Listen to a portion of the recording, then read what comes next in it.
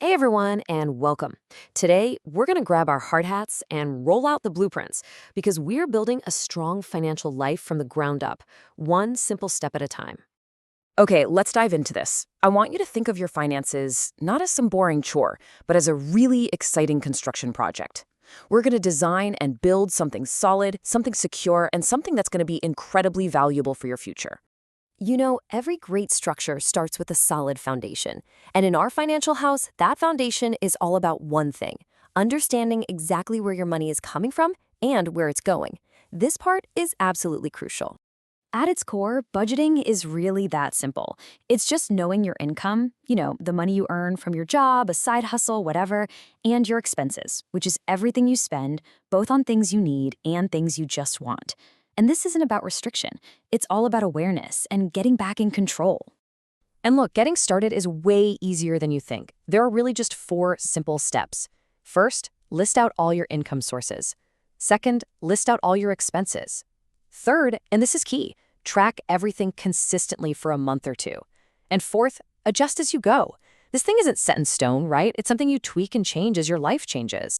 A really simple way to get started is to just give your money clear jobs.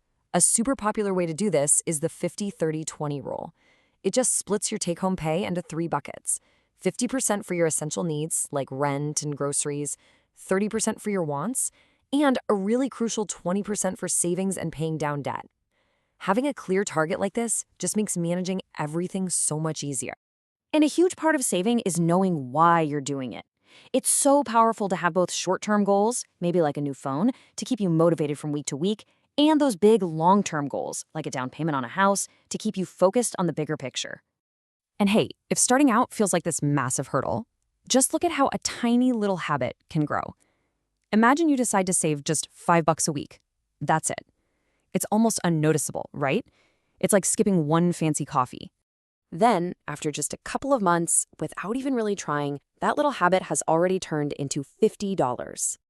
And by the end of one single year, that small, consistent action becomes over $260. It's the perfect example of how consistency is the real engine for growth, turning small change into something really significant over time. Okay, so our foundation of budgeting and saving is poured and set. It's solid. Now it's time to put up the framework of our financial house. And that framework? It's built with good credit. So what even is credit?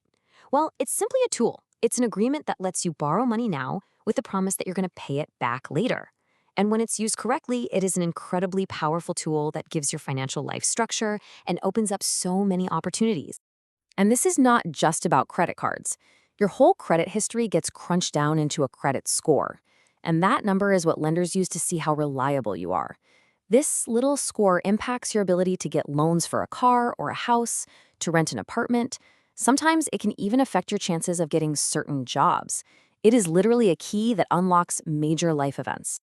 If you remember only one thing about building good credit, please let it be this: pay your bills on time every single time. A single late payment can be like losing a ton of points in a video game. It can set you back in a big way. And the second rule is to keep your balances low compared to your credit limit. This is called your credit utilization ratio.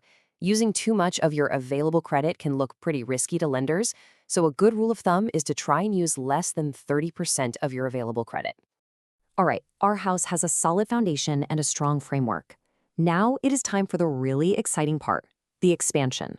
This is where we add new rooms, maybe a second floor, and increase the overall value of our financial house through investing. You know, this is a fundamental shift in thinking. While saving is about protecting the money you have, investing is about actively putting that money to work so it can grow over time, pretty much all on its own. And there are so many ways to invest. You can buy stocks, which is like owning a tiny piece of a company. You could get into real estate, buying property. Or, a fantastic starting point for so many people are things called mutual funds or ETFs. These basically pool your money with others to instantly buy a whole diverse mix of assets, which is a great way to spread out your risk instead of betting everything on just one company. Our financial house is looking fantastic, but even the best house needs a state-of-the-art security system. We have to protect what we've built from threats, both the internal ones, like debt, and the external ones, like fraud. To protect yourself from the inside, the key is just responsible borrowing. And that means living within your means, spending less than you earn, building an emergency fund for those unexpected costs, and, like we said, always paying on time to avoid those painful fees and interest charges. And to defend against those outside threats, you need to be a bit of a detective. First, use strong, unique passwords for every single financial account. Second, never, ever use public Wi-Fi for banking. It's just not secure. And third, monitor your accounts regularly. Check your statements and report any suspicious activity immediately. Ultimately, it all comes down to this one simple but really powerful idea. You've worked so hard to build this financial house, so you have to protect your money like it's a treasure. We've covered the whole blueprint, from the foundation all the way to the security system. The house is ready to be built. So the only question left is, what's the very first brick you're going to lay today? Will it be tracking your expenses, setting a savings goal, or maybe checking your credit? The choice is yours. Now go start building.